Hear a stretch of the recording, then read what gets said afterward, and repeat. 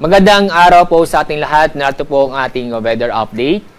Mahinang habagat ay naapektuhan. Ito na lamang pong Northern Luzon.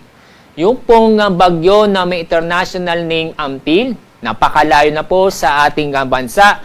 Nasa layong 2,065 kilometers east-northeast ng extreme Northern Luzon.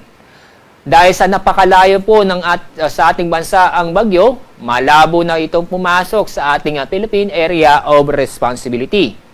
At ayon sa ating latest image, wala po tayo nakikita o nabinabantayang panibagong low pressure area o bagyo sa loob ng Philippine Area of Responsibility.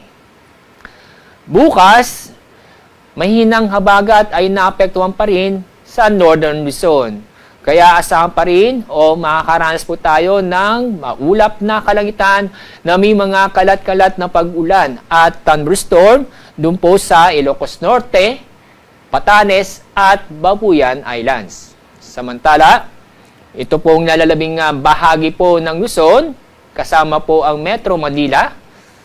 Ganun din po sa Visayas at Mindanao.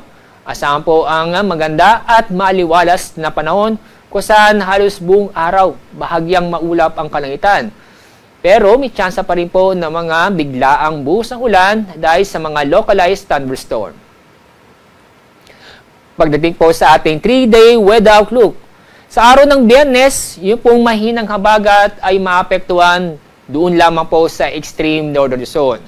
Pero pagdating sa weekend, tuloy na pong lalayo o hindi na tayo maapektuhan ng habagat.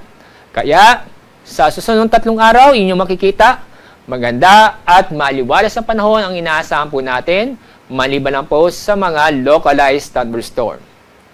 Sa mga lugar po sa Visayas, asahan po ang maganda at maliwalas na panahon kung saan makakaranas po ng bahagyang maulap hanggang sa maulap ang kalangitan, maliban sa mga isolated na pag-ulan.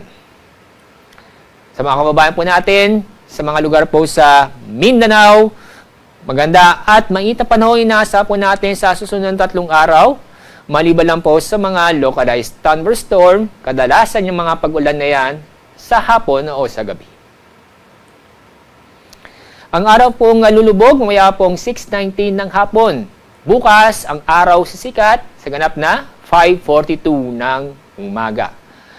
Yan pong ating weather update mula sa Pag-asa. Ako po si Alzar D. Aurelio.